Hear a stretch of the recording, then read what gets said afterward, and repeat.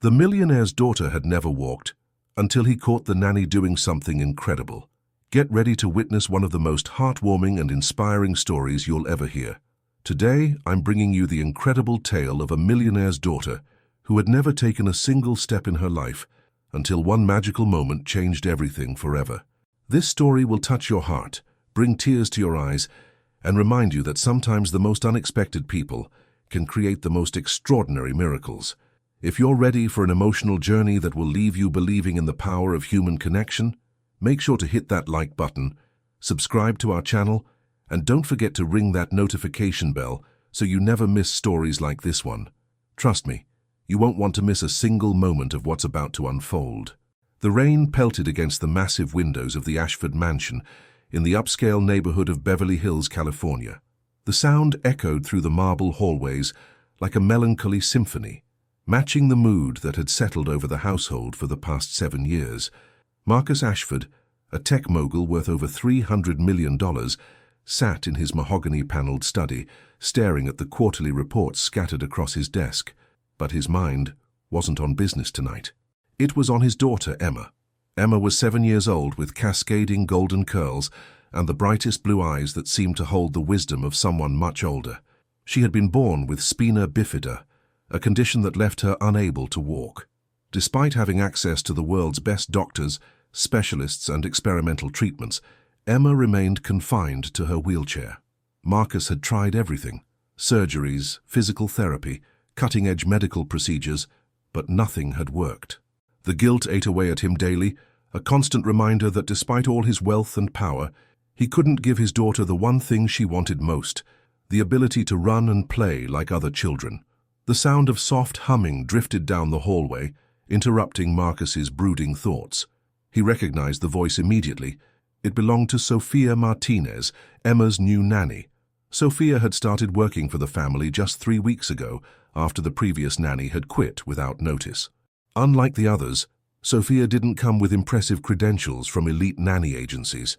She was 25 years old, fresh from completing her degree in special education, and had grown up in a modest neighborhood in East Los Angeles. When Marcus had interviewed her, something about her genuine warmth and the way she spoke about children with special needs had convinced him to take a chance on her. Marcus rose from his leather chair and walked quietly toward the sound. As he approached Emma's room, he could hear his daughter's delighted giggles mixing with Sophia's gentle voice. He paused outside the slightly open door, not wanting to interrupt what sounded like a precious moment between caregiver and child. "Tell me again about the butterflies, Sophia." Emma's voice was filled with wonder. "Well, mi amor." Sophia's voice carried a slight accent that reflected her Mexican heritage. "In my grandmother's garden back in Mexico, there were hundreds of monarchs that would visit every spring. They would dance from flower to flower, their orange and black wings catching the sunlight like tiny stained glass windows. Do you think I'll ever see them dance like that?" Emma asked, her voice growing quieter. Marcus felt his heart clench. This was the question Emma asked frequently, in different ways. "Do you think I'll ever run? Do you think I'll ever dance? Do you think I'll ever walk?" Each time, Marcus struggled to find words that offered hope without making promises he couldn't keep. "Emma," Sophia said, her voice firm but gentle, "dancing isn't just about moving your feet. Dancing is about feeling the music in your heart and letting that joy move through you. You dance every time you smile, every time you laugh, every time you make someone else happy just by being you." Marcus leaned closer to the door, intrigued by Sophia's response. It was different from the typical medical explanations or hopeful platitudes that doctors and therapists usually offered. "But I want to dance like you showed me in those videos," Emma said. "I want to spin and jump and feel my feet touch the ground." There was a moment of silence, and Marcus wondered how Sophia would handle this direct expression of Emma's deepest desire. "You know what, Princesa? Let me show you something my abuela taught me when I was feeling sad about things I couldn't change." Marcus heard the sound of Sophia moving around the room, and curiosity got the better of him. He gently pushed the door open just a crack to peer inside. What he saw took his breath away.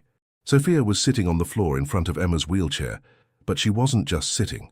She had positioned herself so that her legs were folded beneath her, and she was moving her upper body in fluid, graceful motions. Her arms flowed like water, her shoulders swayed with an imaginary rhythm, and her entire being seemed to embody music that only she could hear. "This is how my grandmother danced when her arthritis made it hard for her to stand," Sophia explained, as she continued her beautiful movements. She called it dancing with the spirit. She said that real dancing comes from in here. Sophia placed her hand over her heart. "Not from here." She gestured to her legs. Emma was transfixed, her blue eyes wide with fascination. "It's beautiful," she whispered. "Now you try," Sophia encouraged. "Close your eyes and feel the music I'm humming." Sophia began to hum a gentle Mexican lullaby, one that her own grandmother had sung to her countless times. Emma closed her eyes and began to move her arms in imitation of Sophia's graceful motions. Soon, both of them were swaying together, Emma in her wheelchair and Sophia on the floor creating their own unique form of dance. Marcus felt tears welling up in his eyes as he watched his daughter's face transform. For the first time in months, Emma looked truly, genuinely happy. Her movements weren't perfect or technically precise, but they were filled with pure joy and freedom. In that moment, she wasn't a disabled child confined to a wheelchair. She was simply a little girl experiencing the magic of movement and music. "I can feel it, Sophia," Emma exclaimed, her eyes still closed. "I can feel the music moving through me. That's because you are dancing, mi amor. You are really dancing." As Marcus continued to watch from the doorway, something extraordinary happened. Emma, lost in the music and the moment, began to lean forward in her wheelchair. Her movements became more animated, more passionate. She reached out towards Sophia with both arms, trying to mirror the flowing motions she was seeing. And then, without warning, Emma's feet touched the floor. Marcus's breath caught in his throat. Emma's feet, which had never supported her weight, were now pressing against the carpet. She didn't seem to notice at first, so caught up was she in the dancing. But Sophia noticed. Her eyes went wide, but she didn't stop moving, didn't break the spell of the moment. "Emma," Sophia whispered, her voice filled with awe. "Look down, princessa." Emma opened her eyes and followed Sophia's gaze to her feet. For a moment she just stared, as if she couldn't quite process what she was seeing. "My feet," she said in wonder. "My feet are touching the ground." "Yes, they are," Sophia confirmed, tears beginning to stream down her cheeks. Marcus gripped the doorframe, his heart pounding so hard he was sure they would hear it. He wanted to rush into the room, to call for doctors, to document this miracle.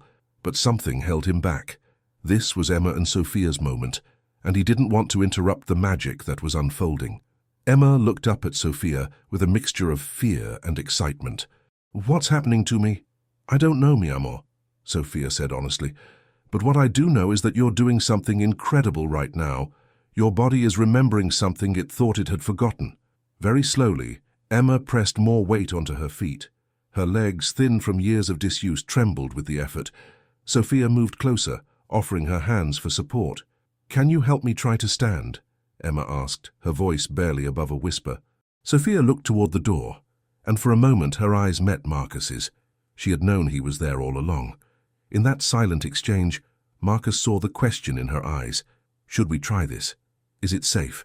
Marcus gave the slightest nod. Every parental instinct screamed at him to stop this, to call for medical supervision, to be cautious. But another part of him, the part that had watched his daughter struggle with sadness and limitation for so long, wanted to see where this moment might lead. Sophia helped Emma shift her weight forward, supporting her under her arms. Emma's legs shook violently, but they held. For just a few seconds, Emma Ashford was standing. The effort was too much, and Emma quickly sat back down in her wheelchair, breathing heavily. But her face was radiant with joy and accomplishment. "I stood up," she said in amazement. "Sophia, I actually stood up." "You did, princesa. You absolutely did." Marcus quietly retreated from the doorway, his mind reeling with what he had just witnessed. He needed time to process what had happened, to understand the implications. As he walked back to his study, he could still hear Emma's excited chatter and Sophia's gentle responses drifting down the hallway. For the first time in 7 years, Marcus Ashford felt something he had almost forgotten how to feel: hope. Real, tangible hope that his daughter's life might be about to change in ways he had never dared to imagine. And it was all because of a young woman who had shown Emma that sometimes the most profound movements begin not with the body, but with the heart. The story of what had happened in Emma's room that night was just the beginning. None of them could have predicted the journey that lay ahead, the challenges they would face, or the incredible transformation that was about to unfold in all their lives. But one thing was certain: nothing would ever be the same again. The next morning dawned crisp and clear, a stark contrast to the previous evening's storm. Marcus had barely slept, replaying the scene he had witnessed over and over in his mind. He had considered calling Emma's primary physician, Dr. Harrison, multiple times during the night, but something had held him back.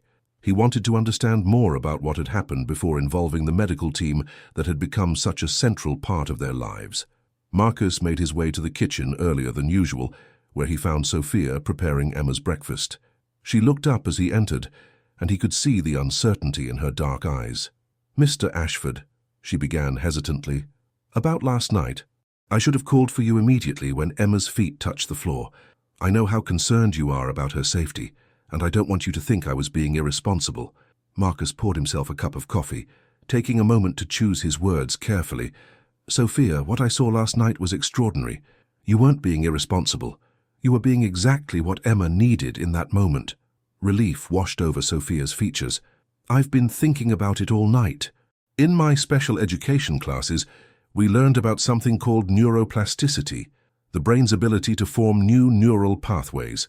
Sometimes, when children are deeply engaged in something they love, their brains can find new ways to communicate with their bodies. You think that's what happened with Emma?" "I don't know," Sophia admitted.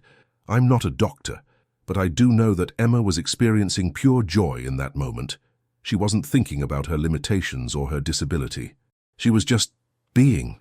Their conversation was interrupted by the sound of Emma's wheelchair approaching the kitchen.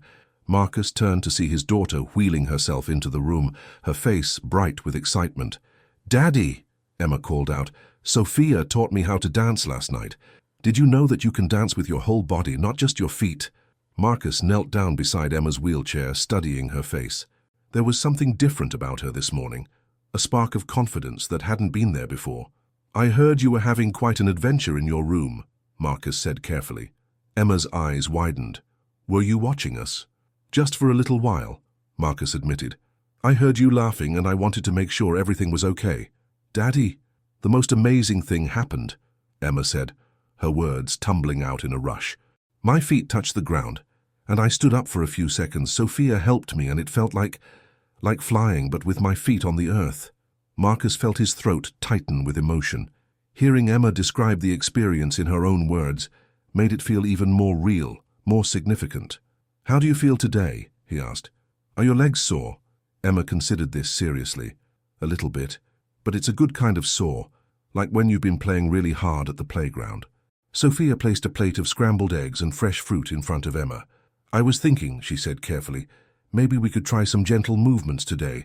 Nothing too ambitious, just some stretching, and maybe sitting on the floor like we did yesterday." Marcus looked at Sophia with new appreciation. She wasn't pushing for dramatic results or making unrealistic promises. She was simply following Emma's lead and supporting her in a natural, organic way. "I'd like to call Dr. Harrison," Marcus said. "Not because I'm worried, but because I think he should know what happened. Maybe he can give us some guidance on how to proceed safely." Emma's face fell slightly. "Are you going to tell him not to let me try standing again?" "No, sweetheart," Marcus assured her. "I'm going to tell him that my daughter accomplished something remarkable, and I want to make sure we support her in the best way possible." Dr. Harrison arrived at the Ashford mansion that afternoon, carrying his familiar black medical bag and wearing the serious expression that Marcus had come to associate with their medical consultations.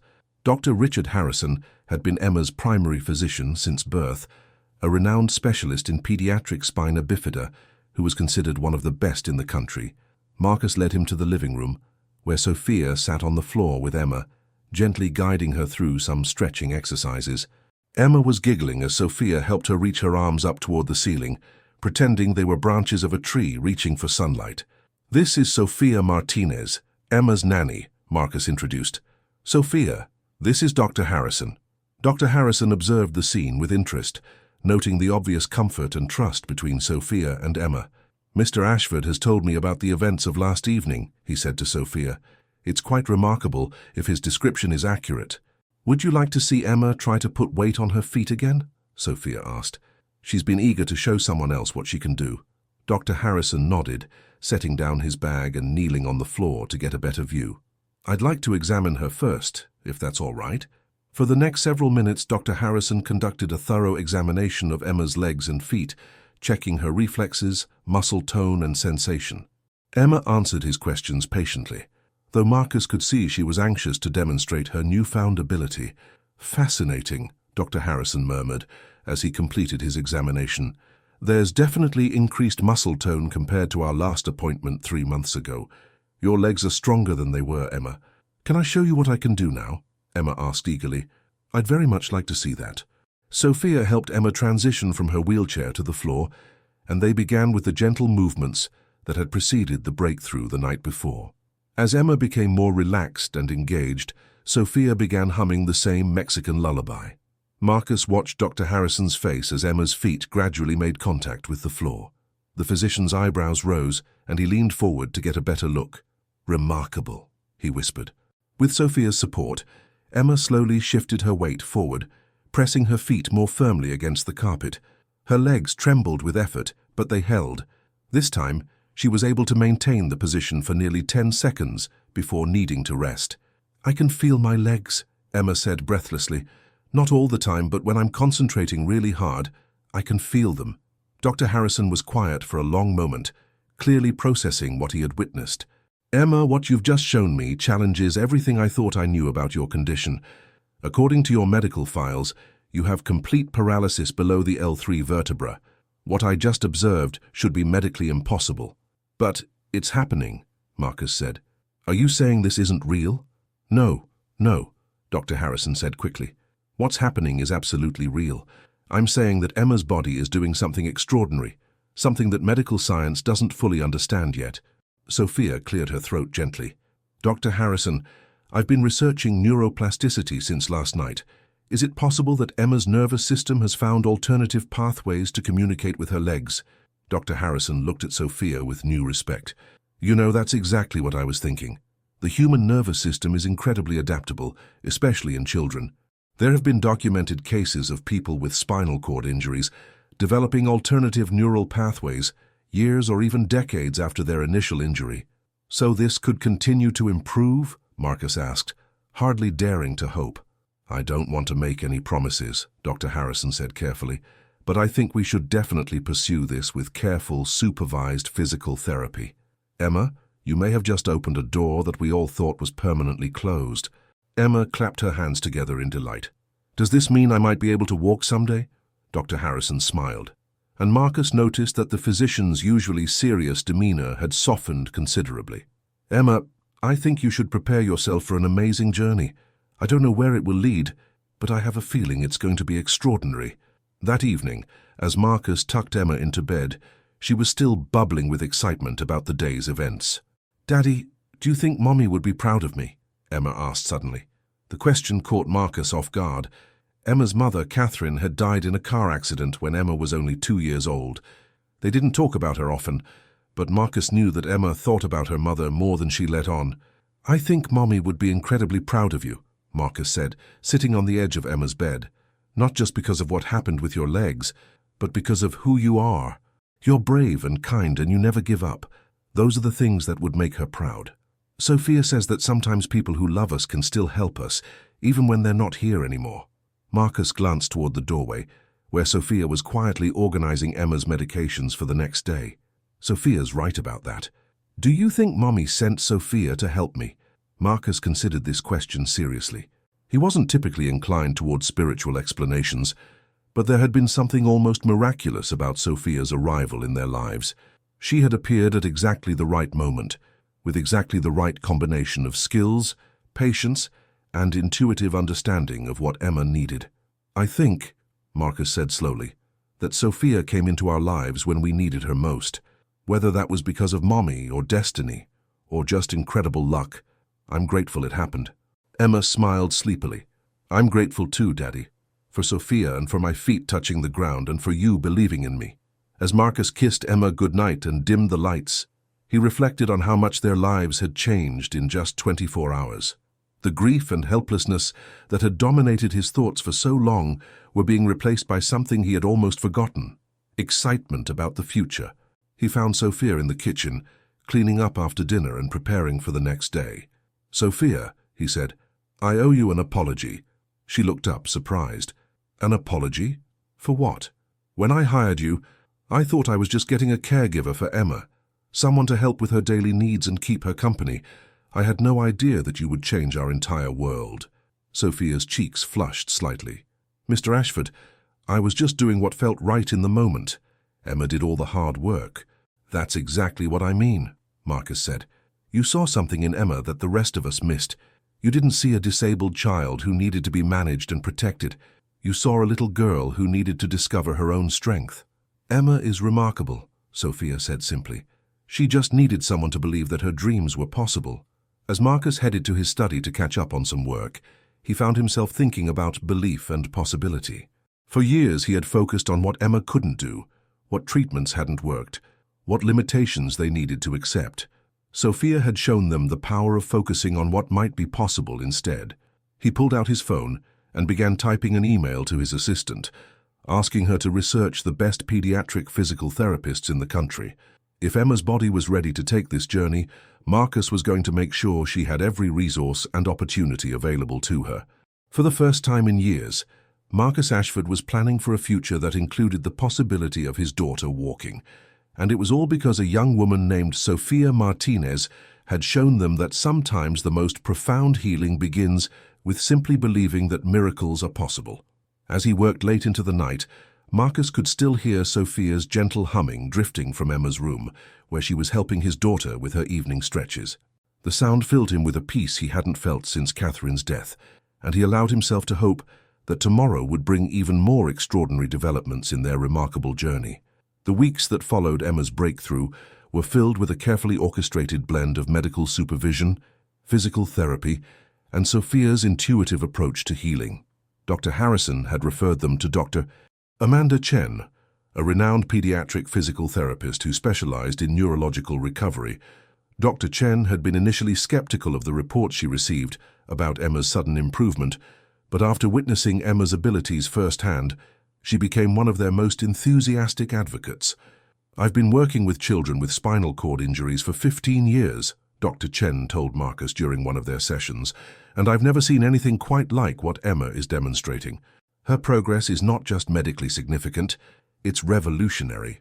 Emma's daily routine now included structured physical therapy sessions with Dr. Chen, combined with Sophia's more holistic approach that incorporated music, storytelling, and what Sophia called joy-based movement.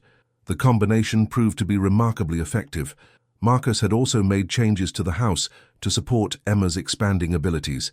The mansion's first floor had been modified with parallel bars, exercise mats, and adaptive equipment that would allow Emma to practice her mobility skills safely. He had even hired contractors to install a swimming pool with therapeutic features, knowing that water-based therapy would be crucial to Emma's continued development. But perhaps the most significant change was in Emma herself. The shy, sometimes melancholy child who had rarely ventured far from her wheelchair was transforming into a confident, adventurous little girl who approached each day with excitement about what she might accomplish. On a sunny Thursday morning in October, exactly 6 weeks after that first magical evening, Marcus was working in his home office when he heard an unfamiliar sound coming from the hallway. It was footsteps, slow, careful, but unmistakably the sound of someone walking. His heart began to race as he quietly moved toward the sound. What he saw when he peered around the corner nearly brought him to his knees. Emma was walking down the hallway, taking slow, deliberate steps with Sophia walking beside her. Sophia's hands were positioned near Emma's arms, ready to catch her if she stumbled, but she wasn't providing any support. Emma was doing this entirely on her own. 1 step, 2 steps, 3 steps. Sophia was counting softly. "You're doing beautifully, mi amor." Emma's face was a picture of intense concentration. Her steps were unsteady, and Marcus could see the tremendous effort each movement required, but she was walking. His daughter, who doctors had said would never take a single step, was walking down the hallway of their home. "I want to make it to the big window," Emma said breathlessly. "I want to walk to where I can see the garden." The large floor-to-ceiling window at the end of the hallway offered a view of the mansion's elaborate gardens, where autumn flowers were still blooming despite the October chill. It was about 20 feet from where Emma had started her walk. "That's a long way, Princesa," Sophia said gently. "Are you sure you don't want to rest first?" "I can do it," Emma insisted. "I can feel my legs getting stronger every day." Marcus watched in amazement as his daughter continued her determined journey down the hallway. Each step was a small victory, each movement a testament to her incredible courage and determination. When she finally reached the window, she placed both hands against the glass and looked out at the garden with tears of joy streaming down her face. "I walked here," she whispered. "I actually walked here by myself." Sophia wrapped her arms around Emma from behind, and both of them stood looking out at the garden. Marcus approached them quietly, not wanting to break the spell of the moment. "I saw the whole thing," he said softly. "Emma, I am so incredibly proud of you." Emma turned around, her face radiant with accomplishment. "Daddy, I walked almost the whole hallway. My legs are getting so much stronger." "They certainly are," Marcus agreed, kneeling down to hug his daughter. "How do you feel?" "Tired," Emma admitted, "but the good kind of tired, like I've been on a great adventure." Dr. Chen arrived later that afternoon for Emma's scheduled therapy session, and Emma insisted on demonstrating her hallway walk. The physical therapist watched with professional interest as Emma repeated her performance, this time making the journey with even more confidence. "Emma, your gait is improving remarkably," Dr. Chen observed. "Your balance is better, your steps are more even, and you're showing much greater endurance." "How far do you think I'll be able to walk eventually?" Emma asked. Dr. Chen exchanged a look with Marcus before answering. "Emma, I think you're going to surprise all of us with what you can accomplish, but remember, this is a journey, not a race. Every step you take is a victory." That evening, Marcus found himself in his study again, but this time he wasn't brooding over business reports or dwelling on things he couldn't change. Instead, he was researching adaptive sports programs for children with mobility challenges. If Emma continued to improve at this rate, he wanted to give her opportunities to explore activities she had never been able to consider before. A soft knock on his study door interrupted his research. Sophia peeked her head in, looking slightly hesitant. "Mr. Ashford, do you have a moment?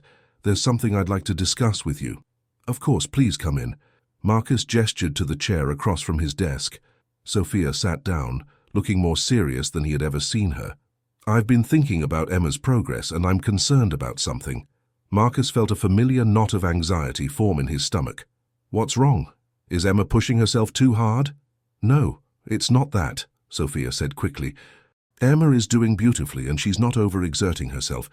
My concern is, well, it's about me." "About you?" Sophia took a deep breath. "Mr. Ashford, when you hired me, I was honest about my qualifications.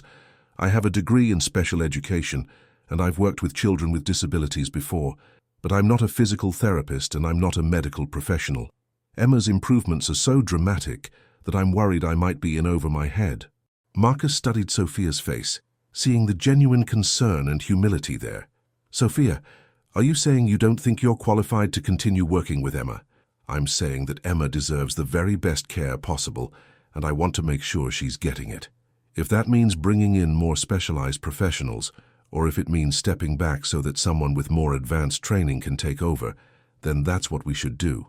Marcus was quiet for a moment, processing Sophia's words.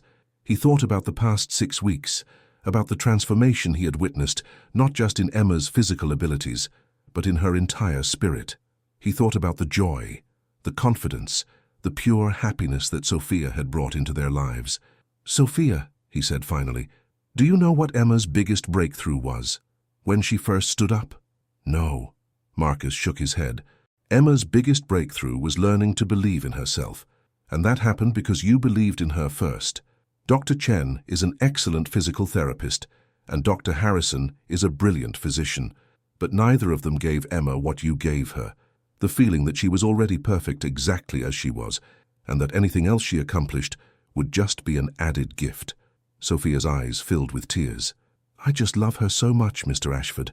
She's such an extraordinary little girl." "And she loves you too," Marcus said. "Sophia, I'm not asking you to be Emma's doctor or her physical therapist. I'm asking you to continue being exactly what you've been from the beginning, someone who sees Emma's potential instead of her limitations." "Are you sure?" Sophia asked. "I don't want to hold her back in any way." I've never been more sure of anything in my life, Marcus replied. Emma needs her medical team, but she also needs you. We all do. As Sophia left his study, Marcus reflected on how much his perspective had changed since that rainy night 6 weeks ago. He had spent years surrounding Emma with medical professionals who focused on fixing what was wrong with her. Sophia had shown them the power of celebrating what was right with her. The next morning brought an unexpected visitor to the Ashford mansion. Marcus was having coffee in the kitchen when the doorbell rang, and he was surprised to see Catherine's sister, Linda, standing on the front steps. Linda Morrison lived in Seattle and rarely visited, partly because of the geographical distance, and partly because seeing Emma was always an emotional reminder of her late sister. The two women had been very close, and Linda had struggled with grief even more than Marcus had in the years following Catherine's death. "Linda," Marcus said, opening the door wide, "this is a surprise. Is everything all right?" "I was in Los Angeles for a business conference," Linda explained, "and I couldn't leave without seeing Emma. I hope you don't mind me dropping by unannounced." "Of course not. Emma will be thrilled to see you." As they walked toward the living room, Marcus could hear Emma's laughter coming from the direction of the pool area. Through the large glass doors, they could see Emma and Sophia in the therapeutic pool, working on walking exercises in the water. Linda stopped abruptly when she saw them. "Marcus, is she standing in the pool?" "She is," Marcus said, unable to keep the pride out of his voice. "Linda, Emma has been making incredible progress. She's learning to walk." Linda sank into a nearby chair, staring at the scene in the pool. "I don't understand. The doctors said she would never—" "The doctors were wrong," Marcus said simply. "Or maybe Emma's body just wasn't ready before, but something changed 6 weeks ago, and she's been improving ever since." They watched as Sophia guided Emma through walking exercises in the chest-deep water. The buoyancy of the water supported Emma's weight, while still allowing her to practice the motions of walking.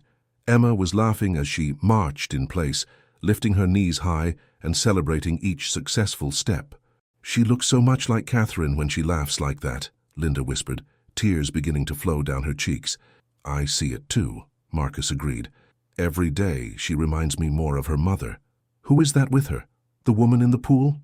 "That's Sophia, Emma's nanny. She's been instrumental in Emma's progress." Linda wiped her eyes and stood up. "I'd like to meet her." They made their way to the pool area, where Emma spotted her aunt immediately. "Aunt Linda," Emma called out excitedly, "look what I can do." Before anyone could stop her, Emma began walking across the pool toward the shallow end where the steps were located. Her movements in the water were fluid and confident, and Linda gasped as she watched her niece navigate the pool independently. "Emma, that's incredible," Linda exclaimed. "When did you learn to do that?" "I've been practicing every day," Emma said proudly.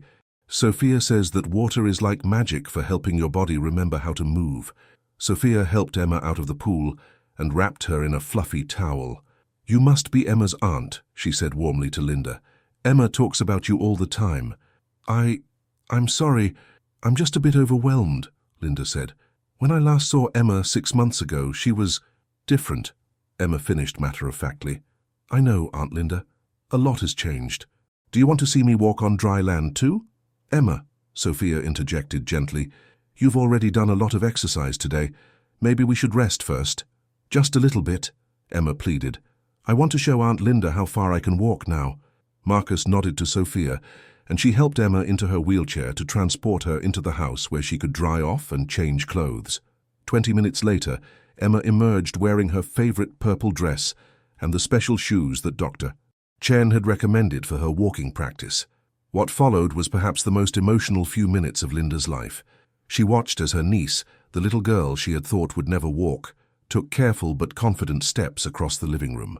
Emma made it almost 30 feet before needing to rest, and her face throughout the entire journey was lit up with pure joy and determination. "I can't believe what I'm seeing," Linda said through her tears. "Emma, you're absolutely amazing." "I know," Emma agreed enthusiastically. "And Sophia says I'm getting stronger every day. Soon I might be able to walk all the way around the garden." That evening, after Emma had gone to bed, Linda and Marcus sat in the study talking about the remarkable transformation they had witnessed. "I owe you an apology," Linda said. "After Catherine died, I thought you were being unrealistic by pursuing all those experimental treatments and therapies for Emma. I thought you were setting yourself up for disappointment. You weren't wrong, Marcus admitted. I was grasping at straws, trying anything and everything, because I couldn't accept that there were limits to what my money and determination could accomplish. But you were right to keep hoping, Linda said. If you had given up, if you had accepted the limitations, maybe Emma never would have had the chance to discover what she was capable of. I think Emma would have found her way eventually, Marcus said. She's got her mother's spirit. Catherine never accepted that anything was impossible. Tell me about Sophia, Linda said. There's something special about her, isn't there? Marcus smiled. Sophia has a gift. She sees people for who they really are, not for their limitations or their circumstances. When she looks at Emma, she doesn't see a disabled child. She sees a little girl with unlimited potential. And Emma responds to that. Emma blooms under that kind of attention. For the first time in her life, someone is treating her like she's capable of anything. Linda was quiet for a moment. Marcus, I need to tell you something. I've been avoiding visiting because it was too painful to see Emma struggling. Every time I looked at her, I was reminded of everything Catherine was missing, everything Emma would never be able to do. I let my own grief keep me away from my niece when she needed family support. Linda, you're here now, Marcus said gently. That's what matters. I want to be more involved in Emma's life going forward, Linda said. I want to be part of this journey she's on. Emma would love that, and so would I. As Linda prepared to leave the next morning, she spent time saying goodbye to Emma and Sophia. Marcus watched as his sister-in-law hugged Sophia tightly. Thank you, Linda whispered to Sophia. Thank you for giving Emma her dreams back. Emma always had the dreams, Sophia replied. She just needed someone to believe they could come true. After Linda's departure, life at the Ashford mansion settled into a new rhythm. Emma's progress continued at a steady pace, with some days bringing dramatic breakthroughs and others focused on consolidating the gains she had already made. But through it all, the atmosphere in the house remained one of hope, determination, and joy. Marcus found himself looking forward to each day in a way he hadn't experienced since before Catherine's death. Every morning brought the possibility of witnessing something extraordinary, whether it was Emma walking a few steps farther than the day before, or simply the sound of her laughter as she worked with Sophia on some new challenge. And Sophia, who had initially worried about being in over her head, had grown into her role as not just Emma's caregiver, but as a crucial member of their family. Her instinctive understanding of what Emma needed, combined with her willingness to research and learn about the medical aspects of Emma's condition, made her an invaluable partner in Emma's journey toward independence. But perhaps the most remarkable change was in Emma herself. The little girl who had once asked wistfully if she would ever see butterflies dance was now dancing herself, moving through her world with increasing confidence and joy. She still used her wheelchair for longer distances and when she was tired, but it was no longer the prison it had once seemed. Now it was simply one of the tools that helped her navigate her expanding world. As autumn progressed toward winter, the Ashford family faced new challenges and celebrated new victories, always supported by the unshakable belief that anything was possible when love, determination, and hope worked together. The story that had begun with a millionaire's desperate wish to help his daughter was evolving into something much more profound, a testament to the power of human connection and the magic that happens when someone believes in us completely. The journey was far from over, but for the first time in years, Marcus, Emma, and Sophia were looking toward the future with excitement rather than fear, knowing that whatever challenges lay ahead, they would face them together. Winter arrived early in Beverly Hills that year, bringing with it a crispness to the air that made Emma's daily walks in the garden even more invigorating. By December, she was able to walk nearly 100 yards without assistance, and Dr. Chen had begun discussing the possibility of Emma attending regular school rather than continuing with home tutoring. Her socialization skills are excellent, Dr. Chen explained to Marcus during one of their consultations, and her physical capabilities are now at a level where she could navigate a standard school environment with minimal accommodations. The idea of Emma attending school filled Marcus with both excitement and anxiety. For 7 years, his daughter's world had been carefully controlled and protected within the walls of their mansion. The thought of her venturing into the broader world of childhood friendships, playground dynamics, and academic challenges was both thrilling and terrifying. "What do you think, Emma?" Marcus asked his daughter that evening as they sat together in her room. "Would you like to try going to a regular school?" Emma's eyes lit up with interest. "Would there be other kids there? Kids my age?" Lots of them, Marcus confirmed. You'd be in a classroom with children who are 7 and 8 years old, just like you. And would Sophia come with me? This was the question Marcus had been dreading. He looked toward the doorway where Sophia was organizing Emma's books, and he could see the uncertainty in her expression. Well, Marcus said carefully, schools usually have their own teachers and staff. Sophia's job has been to take care of you here at home. Emma's face fell slightly. But Sophia knows me better than anyone. She knows how to help me when my legs get tired, and she knows all the exercises that make me stronger. Sophia approached them, sitting down on the edge of Emma's bed. Princessa, going to school is a big adventure. You'll meet new friends, learn new things, and discover how strong and capable you are in a whole new environment. But I want you to be there too, Emma said, her voice small and worried. Marcus felt his heart clench at the vulnerability in his daughter's voice. Emma had made incredible physical progress, but she was still a 7-year-old child who had lived a very sheltered life. The idea of navigating school without her primary source of emotional support was understandably frightening. Let me look into some options, Marcus said.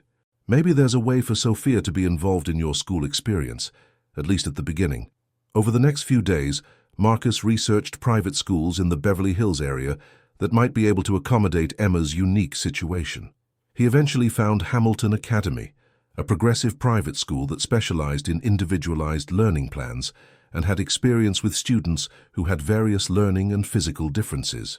Marcus arranged a meeting with the school's director, Dr. Patricia Williams, a warm woman in her 50s who had spent her career advocating for inclusive education.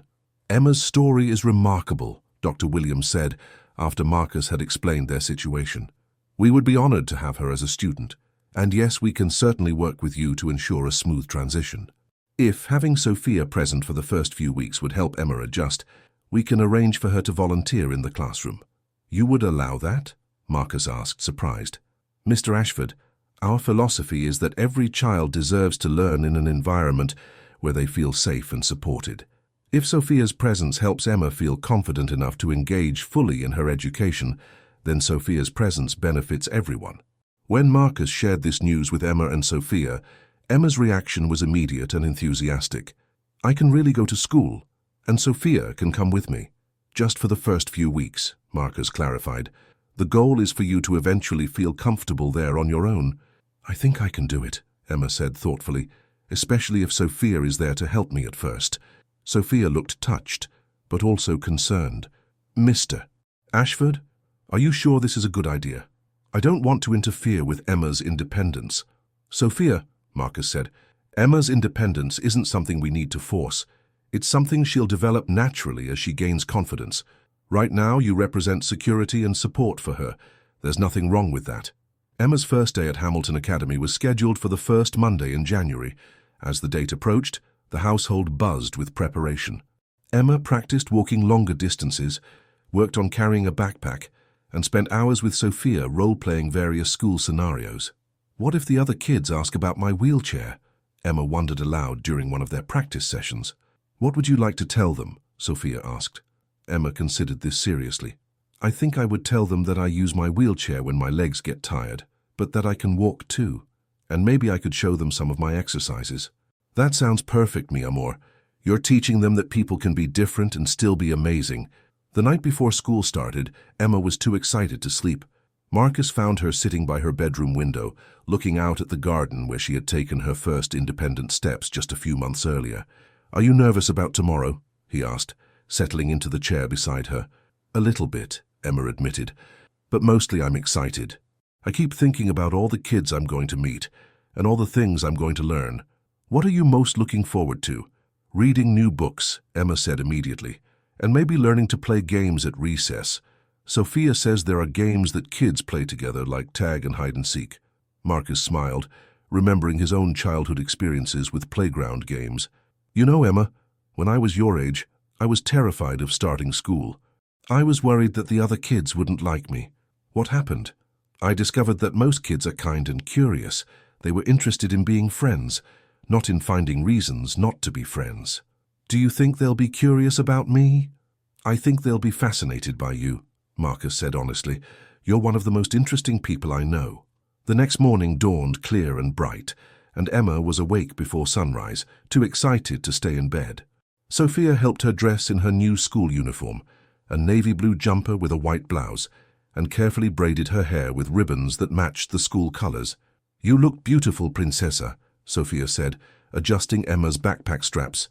"Are you ready for your big adventure?" "I'm ready," Emma declared, though Marcus could see the slight tremor of nervousness in her hands. The drive to Hamilton Academy took only 15 minutes, but it felt like a journey to another world. As they pulled into the school's circular driveway, Emma pressed her face to the window, watching children of all ages walking toward the building with their parents. "There are so many kids," she whispered in amazement, "and they're all there to learn and make friends just like you," Sophia reminded her. Dr. Williams met them at the school's entrance, accompanied by a young woman with curly red hair and a warm smile. "Emma, I'd like you to meet Miss Jennifer, your teacher," Dr. Williams said. "She's very excited to have you in her class." Miss Jennifer knelt down to Emma's eye level. "Hi, Emma, I've heard so many wonderful things about you. Are you ready to meet your new classmates?" Emma nodded, though she moved a little closer to Sophia's side. "Would you like to walk to the classroom, or would you prefer to use your wheelchair for the first day?" Miss Jennifer asked. Emma looked up at Sophia, who gave her an encouraging nod. "I think I'd like to walk," Emma said, "but maybe Sophia could bring my wheelchair just in case." "That sounds like a perfect plan." The walk to Emma's classroom was an adventure in itself. Other students and teachers stopped to welcome Emma to the school, and Marcus was struck by how naturally accepting and friendly everyone seemed to be. When they reached the classroom, Emma paused at the doorway, looking at the 22 other children who would be her classmates. "Everyone," Miss Jennifer announced, "I'd like you to meet Emma. She's joining our class today." A chorus of friendly greetings erupted from the children, and several of them approached Emma immediately. "I like your hair ribbons," said a girl with pigtails. "Are you going to sit at our table?" asked a boy with glasses. "Do you want to see our reading corner?" offered another girl.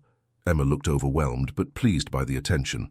She glanced back at Sophia, who was standing near the door with Marcus, and Sophia gave her a thumbs up. "I'd like to see the reading corner," Emma said to the girl who had made the offer. As Emma was led away by her new classmates, Marcus felt a complex mixture of pride, anxiety, and hope. His daughter, who had spent most of her life in the protected environment of their mansion, was now navigating the social dynamics of a classroom full of children. "She's going to be fine," Sophia said quietly, as if reading his thoughts. "How can you be so sure?" Marcus asked. "Because Emma has something special," Sophia replied. "She has the courage to be vulnerable. That's what draws people to her." Marcus spent the morning working in a coffee shop near the school, finding it impossible to concentrate on business matters while wondering how Emma was adjusting to her new environment. When it was time for pickup, he arrived early and found Dr. Williams waiting for him in the office. "How did it go?" Marcus asked immediately. Dr. Williams smiled broadly. "Emma had a wonderful first day. Miss Jennifer reports that she participated enthusiastically in all the activities, made several potential friends, and handled the physical demands of the school day beautifully." "And Sophia? How did the other children react to having her in the classroom?" The children barely noticed that Sophia was there as an adult helper rather than a teacher. She integrated seamlessly into the classroom dynamics. Miss Jennifer was very impressed with how Sophia supported Emma without hovering or interfering with her social interactions. When Emma emerged from the school building, she was chattering excitedly with two other girls, and her face was radiant with happiness. "Daddy, Sophia," she called out as she approached them. "I had the most amazing day. I made friends with Katie and Mia, and we're going to have lunch together tomorrow." "Tell me everything," Marcus said, kneeling down to hug his daughter. As they drove home, Emma recounted every detail of her school day. She had participated in math activities, listened to a story about a brave princess, played a game called 7-Up during indoor recess, and even walked to the cafeteria for lunch without needing her wheelchair. "The other kids were so nice," Emma said. "When I told them about my legs, they thought it was really cool that I could walk, even though the doctors said I couldn't. Katie said I was like a superhero." "That's because you are like a superhero," Sophia said from the passenger seat. "And Miss Jennifer said that tomorrow we're going to start working on a project about different families, and I can write about our family." "Can I write about how Sophia helped me learn to walk?" Marcus felt his throat tighten with emotion. "Of course you can, sweetheart. Sophia is definitely part of our family story." That evening, as Marcus tucked Emma into bed, She was still bubbling with excitement about her school experience. "Daddy, I think I'm going to really love school," she said. "There's so much to learn, and the other kids are so interesting. Did you know that Katie has a pet rabbit and Mia's family is from Japan? It sounds like you're making wonderful friends." "I am. And you know what the best part was?" "What's that?" "Nobody felt sorry for me. They were just happy to meet me." Marcus kissed Emma goodnight, reflecting on how profoundly her perspective had changed over the past few months. The little girl who had once seen herself primarily through the lens of her disability was now approaching the world as simply Emma, a smart, funny, interesting person who happened to use adaptive equipment sometimes. As he made his way to his study, Marcus found Sophia in the kitchen, cleaning up after dinner and preparing Emma's lunch for the next day. "Thank you," he said simply. "For what?" Sophia asked. "For everything. For helping Emma walk, for supporting her transition to school, for being exactly what our family needed." Sophia's eyes filled with tears. "Mr. Ashford, working with Emma and being part of this family has been the greatest privilege of my life. Watching her discover her strength and her courage, it's changed me too." "How so?" "Before I met Emma, I thought my job was to help children cope with their limitations. Emma taught me that sometimes our job is to help children discover that their limitations aren't as fixed as we think they are." That's a beautiful way to put it. As Marcus settled into his study that night, he reflected on the remarkable journey that had brought them to this point. Less than a year ago, Emma had been a child defined by what she couldn't do. Tonight, she was a student, a friend, a little girl excited about tomorrow's adventures. The transformation had begun with Sophia's willingness to see Emma's potential rather than her limitations, but it had continued because Emma herself had the courage to believe in possibilities that had once seemed impossible. Looking ahead, Marcus knew that challenges still awaited them. Emma would face difficult days, social situations that tested her confidence, and physical obstacles that reminded her that her journey was ongoing. But he also knew that she now had something invaluable, the unshakable knowledge that she was capable of far more than anyone had ever imagined. As winter gave way to spring, Emma's confidence and abilities continued to flourish. She was now walking over a quarter of a mile without assistance, had developed close friendships with several classmates, and was academically performing at the top of her class. The shy, isolated child who had rarely left the mansion had become a vibrant, social little girl who approached each day with enthusiasm and joy. And Sophia, who had worried about being in over her head, had become not just Emma's caregiver, but her mentor, advocate, and friend. The young woman who had started as a temporary nanny had become an irreplaceable part of the Ashford family. But perhaps most importantly, Marcus had learned that sometimes the most profound miracles aren't the result of medical interventions or expensive treatments. Sometimes they're the result of one person believing so completely in another person's potential that the impossible becomes inevitable. The story of Emma's first steps would always be remarkable, but the story of her journey toward independence and confidence would prove to be even more extraordinary. And it all began with a young woman who saw a little girl dancing with her heart and decided to teach her that dancing with her feet was possible too. As spring turned towards summer, the Ashford household was buzzing with excitement about Emma's upcoming 8th birthday party. For the first time, Emma had requested a party with her school friends, and the event was planned for the mansion's beautifully landscaped backyard. "I want to play games where everyone can participate," Emma told Sophia as they planned the party details. "I want Katie and Mia and all my friends to have the most fun day ever." Sophia helped Emma plan activities that would be inclusive and entertaining for all the children, including a scavenger hunt around the garden, arts and craft stations, and various games that could accommodate different physical abilities. Marcus had even arranged for a small petting zoo to visit, knowing that Emma had developed a love for animals during their recent visits to local farms as part of her physical therapy routine. The night before the party, as Sophia helped Emma get ready for bed, Emma made an announcement that surprised both Sophia and Marcus. "Tomorrow, when all my friends are here, I want to show them something special," Emma said. "What do you want to show them, mi amor?" Sophia asked. "I want to show them that I can run." Marcus and Sophia exchanged a look of surprise. While Emma's walking had improved dramatically, running was something they had not yet attempted. "Emma," Sophia said gently, "running is very different from walking. It requires a lot more strength and balance." "I know," Emma said confidently. but I've been practicing a little bit when you weren't watching. Just small running steps. I think I can do it." Marcus felt the familiar mixture of pride and concern that had become so common in his parenting experience. "Emma, tomorrow is going to be a big day with lots of excitement. Maybe we should save running for another time when you're not tired from the party." "Daddy, I've been waiting my whole life to run and play with friends. I don't want to wait anymore." That night, Marcus found himself unable to sleep, his mind racing with worry about Emma's determination to run at her birthday party. He thought about calling Dr. Chen for advice, but he realized that this decision wasn't really about medical clearance. It was about trust, trusting Emma to know her own capabilities and trusting himself to support her choices even when they made him nervous. The next morning dawned sunny and warm, perfect weather for an outdoor party. Sophia and Marcus spent the early hours setting up decorations, preparing food, and making final arrangements while Emma supervised from her wheelchair, too excited to conserve energy by walking. The first guests arrived at 2 o'clock, and soon the backyard was filled with the laughter and chatter of 15 children ranging in age from 7 to 9.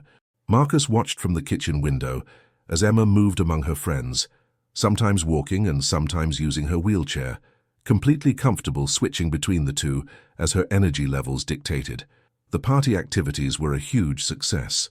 The children loved the petting zoo, enthusiastically participated in the scavenger hunt, and created elaborate craft projects at the art stations.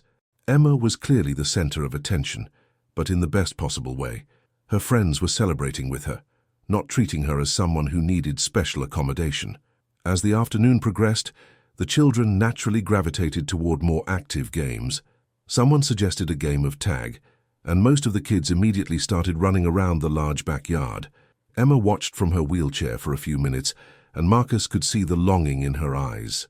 Sophia approached Emma and knelt down beside her chair. "What are you thinking about, Princessa?" "I'm thinking about what I told you last night," Emma said quietly, "about wanting to run with my friends." "Are you sure you want to try it today, with everyone watching?" Emma nodded firmly. "I'm sure.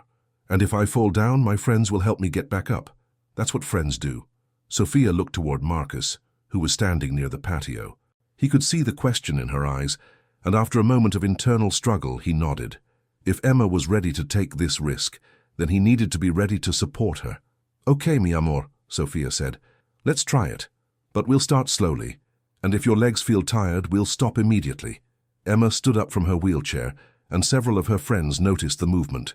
"Emma's going to play tag with us," Katie announced excitedly. The other children gathered around, creating an impromptu cheering section. Marcus felt his heart pounding as he watched his daughter position herself near the edge of the game area. "I'll be it first," announced Tommy, one of Emma's classmates. "Everyone get ready to run." As Tommy began counting to 10, the children scattered across the yard. Emma looked at Sophia one more time, took a deep breath, and began to move. Her first few steps were the familiar walking pace that Marcus had grown accustomed to over the past months. But then, as she gained momentum and confidence, something extraordinary happened. Emma's steps became longer, faster, more rhythmic. She was running. It wasn't a graceful run, and it certainly wasn't fast by typical standards, but Emma was definitely running, her feet leaving the ground with each stride, her arms pumping for balance, her face lit up with pure joy. The backyard erupted in cheers from both children and adults. Emma's friends ran alongside her, not caring that she was slower than they were, just excited to include her in their game. When Tommy finally tagged Emma, she was laughing so hard she could barely catch her breath. "I did it," she gasped, looking toward Marcus and Sophia. "I actually ran. Did you see me running?" "We saw it, sweetheart," Marcus called back, his voice thick with emotion. "You were amazing." The game of tag continued for another 10 minutes, with Emma participating fully. She was tagged a few more times, and she successfully tagged others as well. When she finally needed to rest, she was beaming with accomplishment and exhaustion. "That was the best birthday present ever," she told Sophia as she settled into her wheelchair for a water break. "I got to run and play with my friends just like I always dreamed." "How do you feel?" Sophia asked, checking Emma's legs for any signs of strain or injury. "Tired, but happy tired," Emma replied. "My legs are telling me they did something really special today." As the party continued, Marcus found himself reflecting on the remarkable scene he had just witnessed. His daughter, who had been told she would never walk, had just spent 10 minutes running around the backyard with her friends. It was a moment that would have been unimaginable just 1 year ago. Yet here they were, celebrating not just Emma's birthday, but her continued journey toward complete mobility. When the last guest had gone home and the backyard was cleaned up, the Ashford family settled into the living room for Emma's favorite birthday tradition, opening presents while sharing stories about their favorite moments from the day. "My favorite moment," Emma announced, "was when I realized that running feels like flying except your feet get to touch the ground." "My favorite moment," Sophia said, "was seeing how proud your friends were of you. They weren't amazed because you overcame a disability. They were amazed because their friend accomplished something wonderful." "My favorite moment," Marcus added, "was watching you trust yourself enough to try something that scared you. That kind of courage is going to take you anywhere you want to go in life." As they opened presents, Emma received books, art supplies, and toys from her school friends. But the gift that moved her to tears was from Sophia, a beautiful photo album filled with pictures documenting Emma's journey from that first night when she touched her feet to the ground through today's birthday party running adventure. "I wanted you to have something that showed you how far you've traveled," Sophia explained. "Someday when you're running marathons or dancing on stages, you can look back and remember where your journey began." "Do you really think I might run marathons someday?" Emma asked. "Emma," Marcus said seriously, "a year ago, I would have said that was impossible. Today, after watching you run around the backyard with your friends, I think anything is possible for you." That night, as Marcus tucked Emma into bed, she was still glowing with happiness from her birthday celebration. "Daddy, this was the best birthday I've ever had," she said sleepily. "What made it so special? For the first time, I felt like I could do everything my friends could do. I didn't have to watch from the sidelines or ask for special help. I just got to be a regular kid having fun with her friends." Marcus kissed Emma goodnight, his heart full of gratitude for the journey that had brought them to this point. As he turned off the lights and headed toward the door, Emma called out to him one more time, "Daddy, I love you, and I love Sophia, and I love my new life where anything is possible." "I love you too, sweetheart. Sweet dreams." As Marcus made his way to his study, he found Sophia sitting at the kitchen table, reviewing notes about Emma's physical therapy goals for the upcoming month. "Sophia," he said, "I need you to know something. When I hired you almost a year ago, I thought I was just finding someone to help take care of Emma. I had no idea that I was inviting a miracle worker into our lives." Sophia looked up from her notes, her eyes shining with unshed tears. "Mr. Ashford, Emma worked the miracle. I just believed in her." "That belief changed everything," Marcus replied. "It changed Emma, it changed me, and it changed our entire family's future." "Where do you think we'll be a year from now?" Sophia asked. Marcus smiled, thinking about all the possibilities that lay ahead. "I honestly don't know, but for the first time in my life, not knowing the future feels exciting instead of frightening, because I know that whatever challenges we face, we'll face them together, and Emma will continue to amaze us with what she can accomplish." As summer progressed, Emma's abilities continued to expand. She was now able to run short distances consistently. Her endurance for walking had increased dramatically, and she had even begun expressing interest in trying more adventurous activities like horseback riding and swimming in the ocean. Dr. Chen continued to monitor Emma's progress with amazement, regularly consulting with colleagues about Emma's case and contributing to medical research about neuroplasticity and recovery in children with spinal cord injuries. "Emma's recovery is being studied by medical professionals around the world," Dr. Chen told Marcus during one of their appointments. "Her case is providing hope and insight for thousands of other families dealing with similar challenges." But for Marcus, Sophia, and Emma, the medical significance of her recovery was secondary to the daily joy of watching a little girl live her life without limitations. Emma's laughter filled the mansion again. Her friends visited regularly, and plans were already being made for her to attend sleepaway camp the following summer, something that would have been unthinkable just months earlier. On a warm evening in August, as the family sat together on the patio watching the sunset, Emma made an announcement that surprised them both. "I want to do something special to thank all the people who helped me learn to walk," she said thoughtfully. "What did you have in mind?" Marcus asked. "I want to organize a fun run to raise money for other kids who have problems with their legs like I did, and I want to run in it myself." Sophia and Marcus exchanged a look of amazement. Emma's idea was ambitious, generous, and completely in character, for the compassionate little girl she had become. "That's a beautiful idea, mi amor," Sophia said. "How far would you want to run?" "I think I could do a whole mile by myself," Emma said confidently. "And if I get tired, I can finish the rest in my wheelchair, but I want to try to run the whole thing." Over the next several weeks, Emma threw herself into planning what became known as Emma's Mile for Miracles. With Sophia's help, she reached out to Hamilton Academy, Dr. Chen's office, and various children's hospitals to spread the word about the fundraising run. The response was overwhelming. Local news stations picked up the story, and soon families from across Southern California were signing up to participate. The event grew from Emma's simple idea into a community celebration that would raise money for pediatric physical therapy programs and adaptive equipment for children with mobility challenges. Marcus was amazed by Emma's dedication to the project. She insisted on being involved in every aspect of the planning, from designing the T-shirts to coordinating with local officials to ensure proper permits for the run route. "Emma, you've become quite the event planner," Marcus observed one evening as she reviewed registration numbers with Sophia. "I want everything to be perfect," Emma said seriously. "This is important. There are lots of kids out there who feel the way I used to feel, like they'll never be able to do the things they dream about. I want them to know that dreams can come true." The night before Emma's Mile for Miracles, the Ashford family spent time together preparing for what would be another milestone in Emma's remarkable journey. Over 400 people had registered for the event, including many families with children who had various physical challenges. "Are you nervous about tomorrow?" Sophia asked as she helped Emma lay out her running outfit. "A little bit," Emma admitted, "but mostly I'm excited.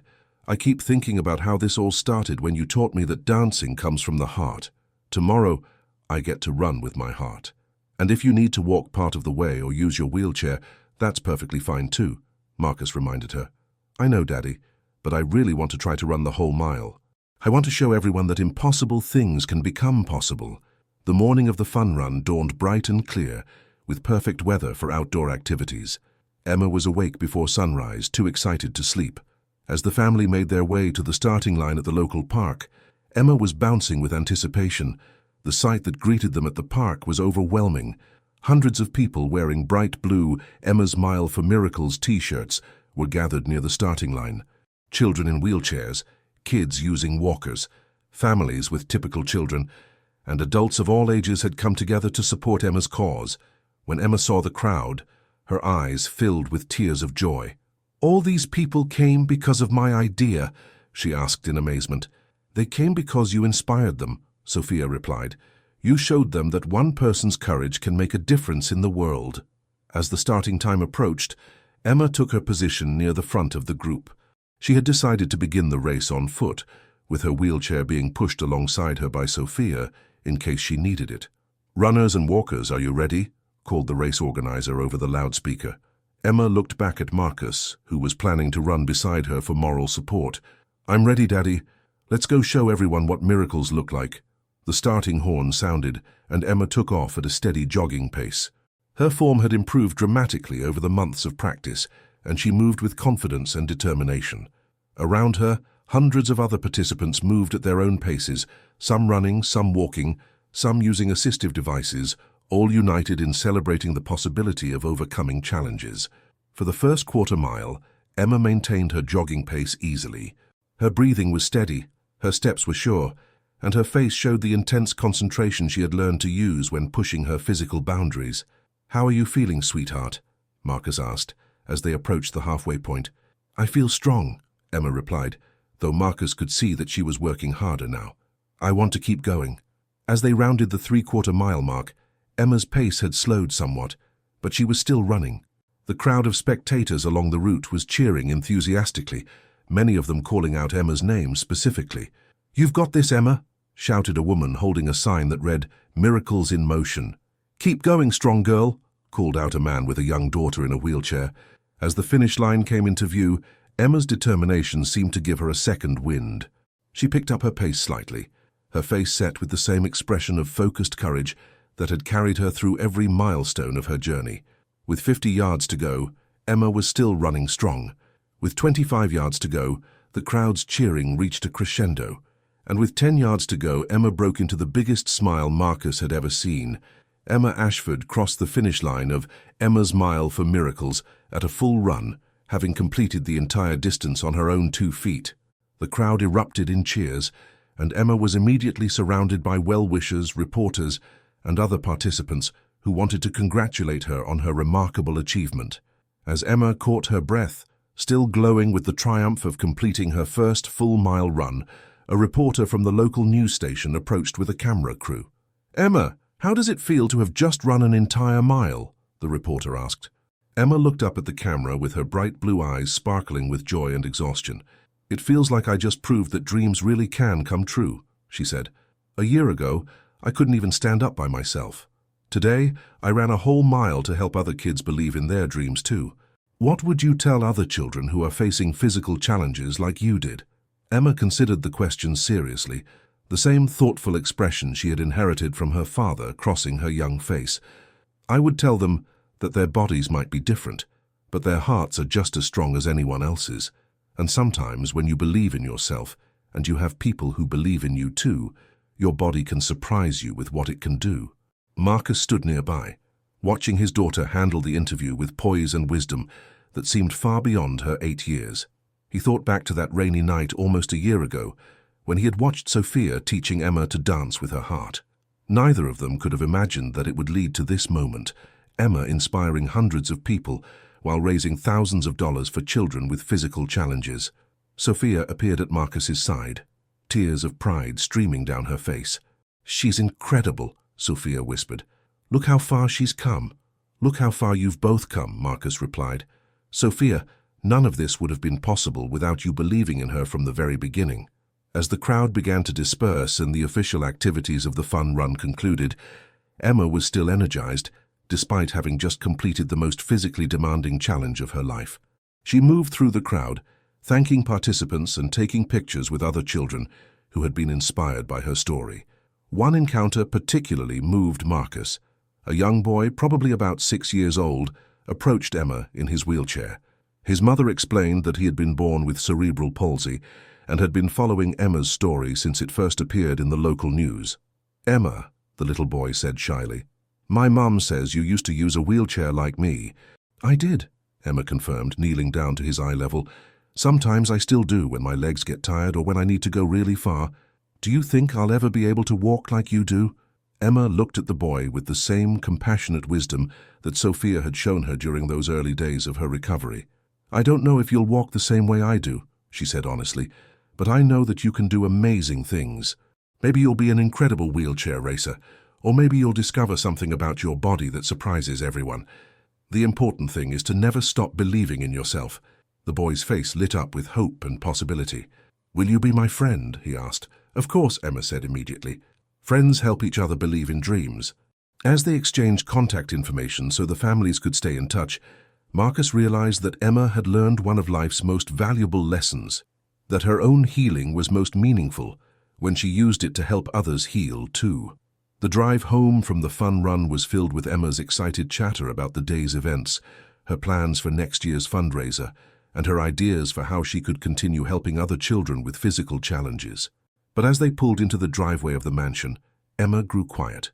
"What are you thinking about, mi amor?" Sophia asked, noticing the change in Emma's demeanor.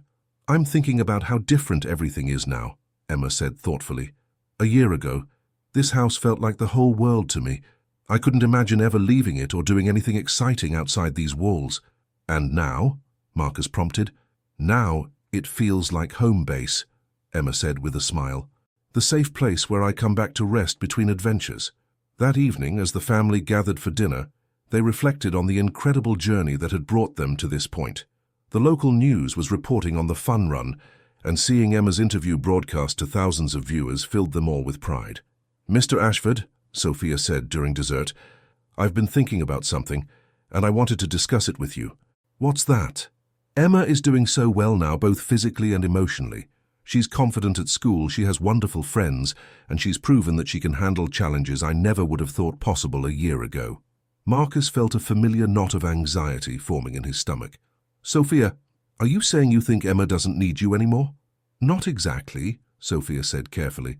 "I'm saying that Emma has grown into a strong, independent young girl who is ready for the next phase of her journey, and I've been offered an opportunity that I wanted to discuss with both of you." Emma looked up from her ice cream, suddenly alert. "What kind of opportunity?" "Dr. Chen has recommended me for a position with a new pediatric rehabilitation center that's opening in Los Angeles. They want to develop a program that combines traditional physical therapy with the kind of holistic, joy-based approach that we use to help Emma. They've asked me to be the program director." The table fell silent as Marcus and Emma processed this information. Marcus's first instinct was to object, to offer Sophia more money, better working conditions, anything to convince her to stay. But as he looked at his daughter's face, he realized that Emma was handling this news with surprising maturity. "That sounds like an amazing opportunity, Sophia," Emma said slowly. "You could help lots of kids the way you helped me." "I could," Sophia agreed. "But I want you to know that leaving you would be the hardest thing I've ever had to do. You and your father have become my family." "When would you start?" Marcus asked, his voice carefully controlled. "The position doesn't begin until January, so we'd have several more months together. And I would want to make sure that Emma feels completely confident about the transition before I make any final decisions." Emma was quiet for a long moment, clearly wrestling with complex emotions. Finally, she looked up at Sophia with tears in her eyes but determination in her voice. "Sophia, you taught me that sometimes we have to be brave enough to try new things, even when they scare us. If this job would let you help other kids like you helped me, then I think you should take it." Marcus felt his heart swell with pride at his daughter's selflessness and wisdom. "Emma, are you sure? We don't have to make any decisions right now." "I'm sure," Emma said firmly, "but I have one condition." "What's that, Princessa?" Sophia asked. "I want to help you get ready for your new job. I want to visit the rehabilitation center and meet some of the kids you'll be working with. I want to tell them that dreams can come true." Sophia reached across the table to take Emma's hand. "That would mean the world to me, mi amor." As they continued their dinner conversation, Marcus realized that this transition, while bittersweet, was actually a sign of how successful Sophia's work with Emma had been. She had helped Emma develop not just physical strength and independence, but the emotional maturity to support others in their journeys toward healing. Over the next few months, the Ashford family prepared for Sophia's eventual transition to her new position. Emma threw herself into helping Sophia develop materials and activities for the rehabilitation center, drawing on her own experiences to create resources that would inspire other children. Emma also continued her own physical development, working with Dr. Chen to build her endurance and strength. By November, she was able to run 2 miles without stopping, and had even begun exploring other athletic activities. She joined a swim team for children with diverse abilities and had started taking dance lessons, real dance lessons, where she learned to move her entire body in harmony with music. "I still think the dancing we did in my room that first night was more magical," Emma told Sophia one evening, as they watched home videos of her early walking attempts. "But I love learning all the different ways people can move to music." "All dancing is magical when it comes from the heart," Sophia replied, "whether you're moving in a wheelchair, walking, running, or leaping through the air." As December approached, Emma surprised everyone by announcing that she wanted to organize a goodbye party for Sophia. Not a sad farewell, but a celebration of everything they had accomplished together, and everything Sophia would accomplish in her new role. "I want it to be like my birthday party," Emma explained. "But instead of celebrating me, we're celebrating Sophia and all the kids she's going to help." The party was held on a sunny Saturday afternoon in the mansion's backyard, the same space where Emma had taken her first running steps just months earlier. All of Emma's school friends were there, along with Dr. Chen, Dr. Harrison, Sophia's family from Los Angeles, and many of the families who had participated in Emma's Mile for Miracles. The highlight of the celebration was Emma's speech, which she had written herself and practiced for weeks. "1.5 years ago, Emma began, standing confidently in front of the crowd without any support. "I was a little girl who had never walked. I spent most of my time feeling sad about all the things I couldn't do. Then Sophia came into my life and everything changed." She paused, looking directly at Sophia, who was sitting in the front row with tears already streaming down her face. "Sophia didn't change me by making my legs work better. She changed me by helping me see that I was already perfect, exactly the way I was. When I stopped thinking about what I couldn't do and started focusing on what I could do, that's when the magic happened." Emma went on to describe their journey together, from that first night of dancing with their hearts to crossing the finish line at the fun run. She talked about the importance of believing in yourself and having people who believe in you. And she concluded with a message that moved everyone present to tears. Sophia is leaving us to go help other kids discover their own magic. That makes me sad because I'm going to miss her every day. But it also makes me happy because I know that somewhere there's a kid who feels the way I used to feel, like their dreams are impossible. Sophia is going to show them that impossible is just a word, not a fact. As Emma finished her speech and the crowd erupted in applause, Sophia stood up and embraced the young girl, who had become so much more than just her job. "Thank you, Emma," Sophia whispered, "for teaching me as much as I taught you." The party continued with games, music, and celebration, but Marcus found himself stepping away periodically to process the magnitude of what was happening. In just over a year, his daughter had transformed from an isolated, physically limited child into a confident, accomplished young girl who was now inspiring others with her story and her courage. More importantly, Emma had learned to see challenges as opportunities rather than obstacles. She had developed resilience, empathy, and wisdom that would serve her well throughout her life. The physical healing had been remarkable, but the emotional and spiritual growth had been even more extraordinary. As the sun began to set and the party wound down, Emma made one final announcement. "I have a present for Sophia," she said, producing a carefully wrapped package. "It's something I made myself."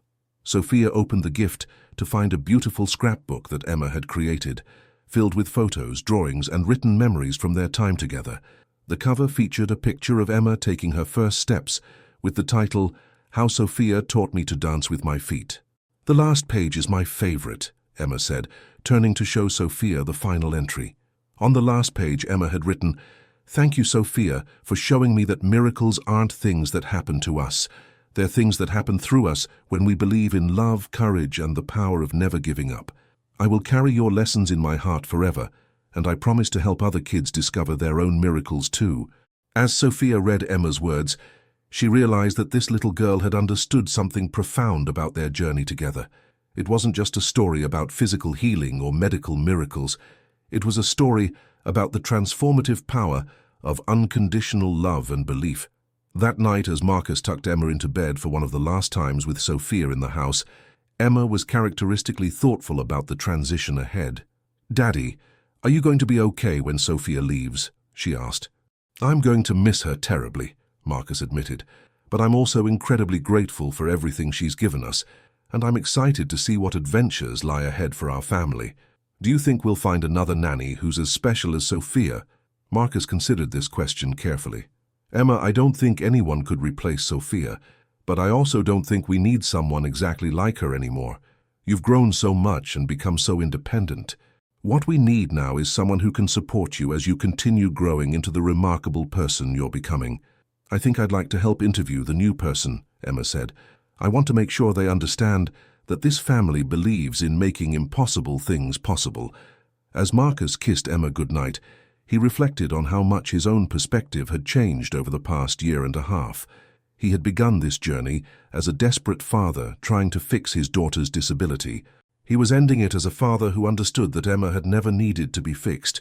She had needed to be believed in, supported, and loved exactly as she was. Sophia's final day with the Ashford family was deliberately low-key. Rather than making it a dramatic farewell, they spent the day doing all of Emma's favorite activities together.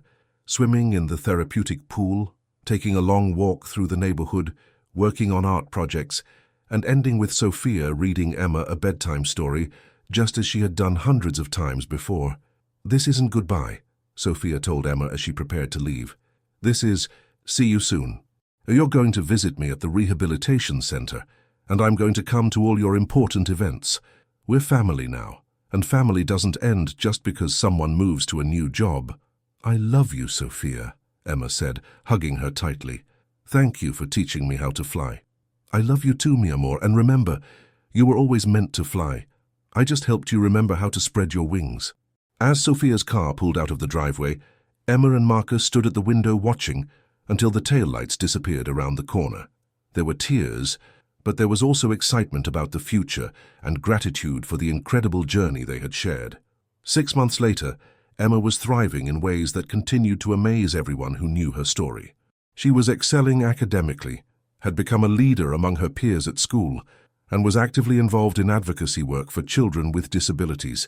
She visited Sophia's rehabilitation center regularly, serving as a peer mentor for other children, beginning their own journeys toward greater independence. Marcus had eventually hired a new nanny, a kind woman named Jennifer, who understood that her role was to support Emma's continued growth rather than to provide the intensive therapeutic intervention that Sophia had offered. Emma had been heavily involved in the hiring process and had chosen Jennifer partly because she sees me as Emma, who happens to use adaptive equipment sometimes, not as a disabled girl who needs to be managed. The mansion, which had once felt like a beautiful prison, was now truly a home filled with friends, activities, and plans for the future. Emma's bedroom walls were covered with ribbons from various athletic events, photos from school activities, and artwork from her many creative projects. But perhaps the most significant change was in Emma's life philosophy. The little girl who had once asked if she would ever see butterflies dance now spent her time helping other children discover their own capacity for flight. She had learned that the most profound healing happens not when we overcome our limitations, but when we realize that our limitations don't define our possibilities. On a warm spring evening, almost exactly 2 years after that first magical night when Sophia had taught her to dance with her heart, Emma was practicing for her school's talent show. She had chosen to perform a dance routine that combined traditional choreography with movements that could be adapted for children with various physical abilities.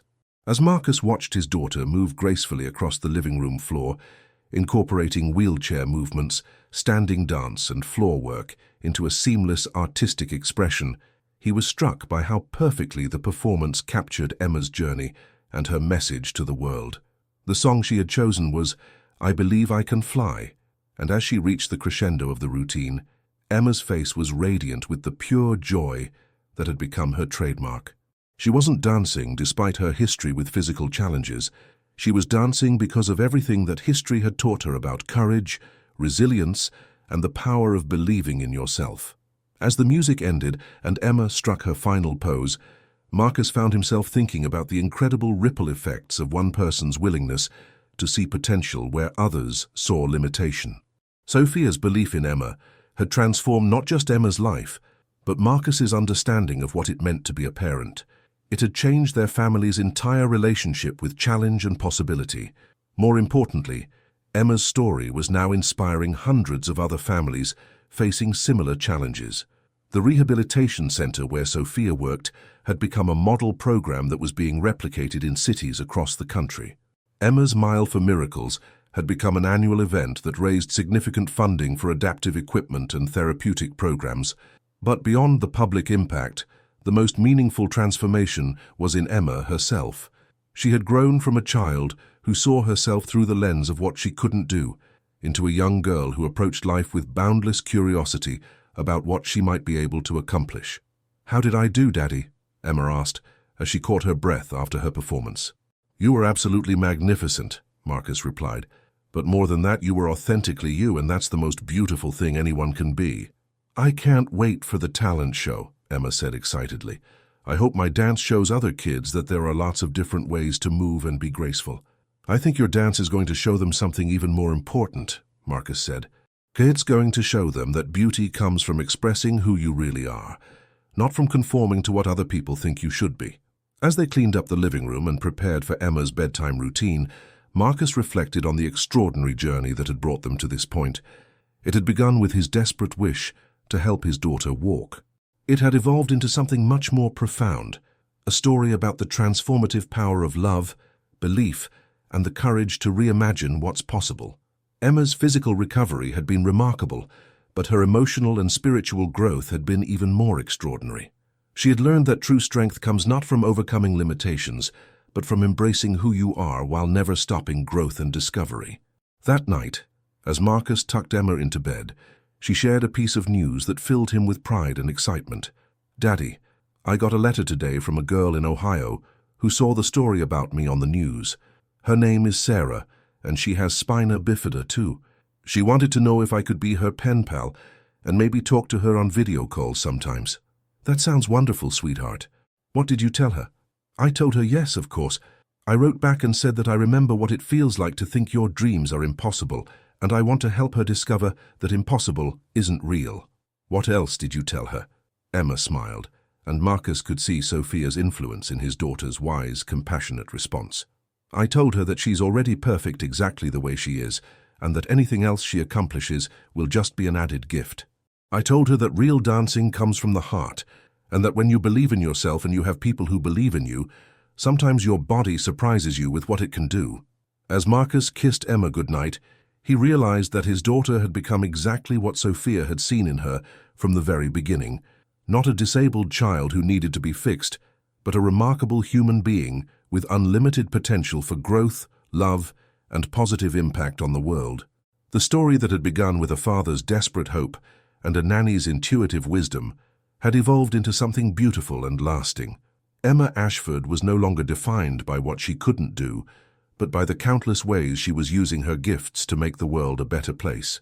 And sometimes, late at night when the house was quiet, Marcus could still hear the echo of Sophia's gentle humming drifting through the hallways, a reminder that the most profound miracles often begin with someone believing in us completely, teaching us to dance with our hearts and showing us that our dreams are not only possible, but inevitable when we have the courage to pursue them. The little girl who had never walked was now running toward a future filled with unlimited possibilities, carrying with her the unshakable knowledge that love, belief, and determination can transform not just individual lives, but entire worlds. And that, Marcus knew, was the most beautiful miracle of all.